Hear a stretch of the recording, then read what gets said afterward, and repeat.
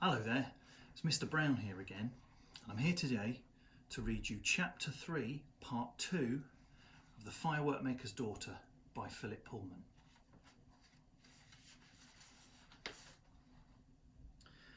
Chulac and Hamlet walked all night, and when morning came, they slept in a little valley under some thick trees. They woke up in the afternoon, and while Hamlet browsed on the leaves, Chulac went to the nearest village to ask the way to the Emerald Lake. He came back with an armful of bananas and some news. Guess what, Hamlet? We're in luck. This is the night of the full moon. The water goddess comes out of the lake and grants people wishes. Couldn't be better.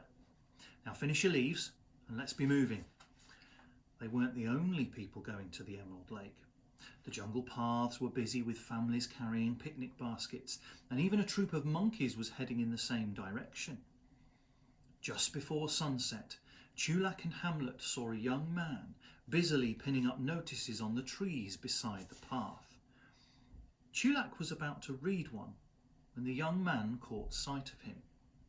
"Hey, I know you," he said. "And him?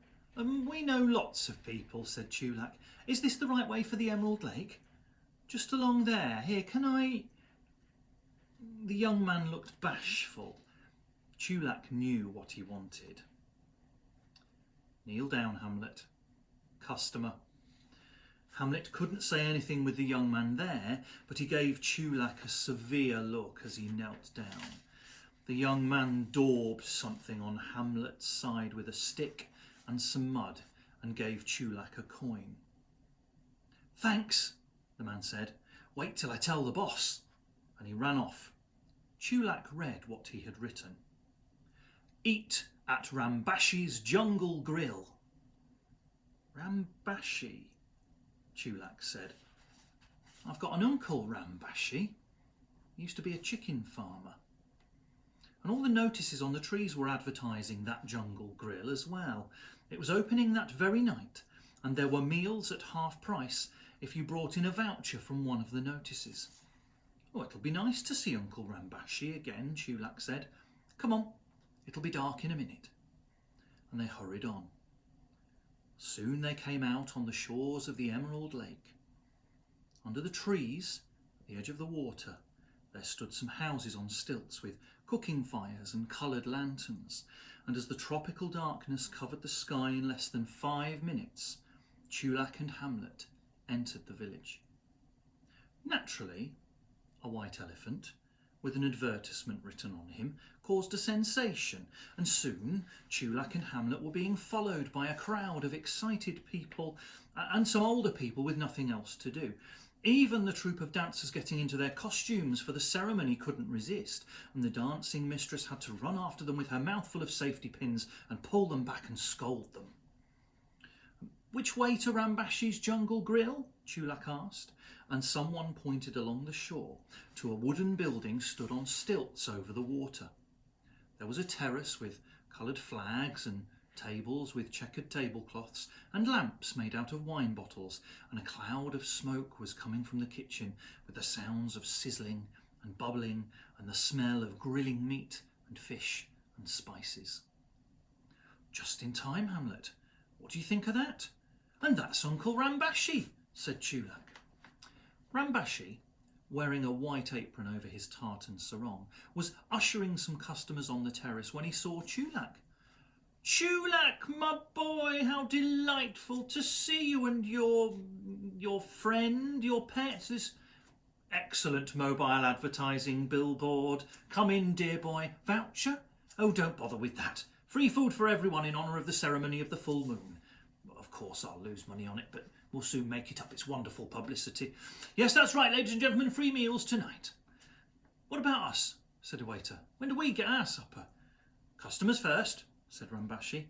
"You and the boys can have as much as you like later on." "I thought you were in the chicken business," said Chulac, tucking into a big plate of prawns and rice in satay sauce. "Yes, but I had to give that up.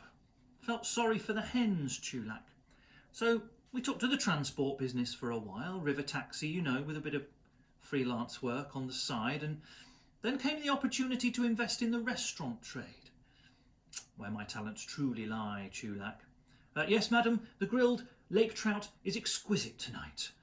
May I suggest some saffron rice to accompany it and a flask of jasmine wine? Yes, all free, no charge. Compliments of the house. The Jungle Grill was certainly doing good business, or it would have been if Rambashi had actually been charging for it.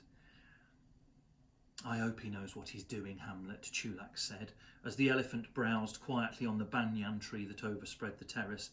He reckons it'll be such good publicity that they'll come back when he starts charging. I'm not so sure. Still, the food's good. Smoky, but tasty.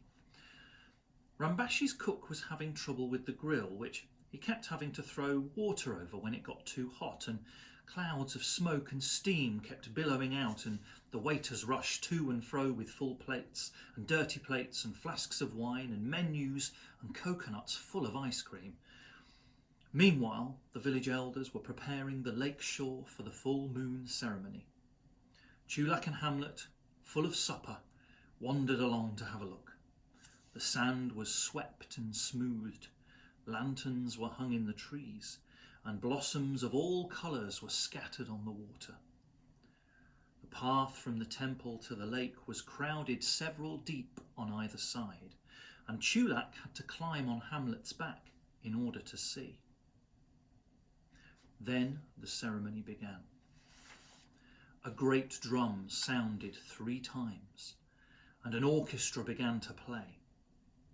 Gongs and xylophones and drums and cymbals and flutes. A line of dancers came out of the temple and swayed down the path towards the lake, their fingernails snapping and flicking like fireflies, and their golden skirts shimmering in the lantern light. The headman of the village struck a light and lit a scented candle in a paper boat, which he floated out onto the lake. The incense made the air sweet and rich, and very soon other paper boats were floating out to join it. And then a little child pointed at the treetops on the far side of the dark lake and said, "Moon." The full moon was rising, and as it rose, the music rose too. The gongs and the xylophones and the cymbals all summoning the goddess from the lake. And then she was there. Though no one had seen her arrive, it was as if she'd come when they were looking away, and when they looked back they saw her, though no one had really looked away. She was floating to the shore on a raft of water lilies, a beautiful lady in a robe the colour of the moon, with silver rings and amulets and a necklace of jasmine flowers. One after another, the villagers bowed to her and asked her help. This woman for a sick child, that man for a good harvest, these lovers for a blessing on their marriage. The goddess rebuked some for asking too much, though she never refused anyone in need. And when they had all finished, and the goddess was about to depart, Chulak gathered his wits and shook his head, because he was a little dazzled by her beauty. And he thrust his way to the water's edge and knelt down. "Goddess," he said, "please hear me too." But before the goddess could answer, hands took him roughly and hauled him away. "What are you doing, stranger? Away with him defiling the lake. Who is he? Who gave him permission? Stone him, turn him out." Chulak struggled. He could see Hamlet raising his trunk and shifting his feet, and he knew the elephant was getting angry. "No," he cried. "Listen, I've got a special request. Just let me ask the goddess." The high priest looked down, frowning. His face was shadowed and stern. "How dare you come to this sacred place? The goddess of the lake is not to be disturbed by your frivolous requests. Take him away." "No, she shall not hear you." "Be thankful we let you go with your life. Take him to the village boundary, and if he comes back, kill him." And that's the end of chapter 3. And tomorrow, I'll read you chapter 4. Bye-bye now.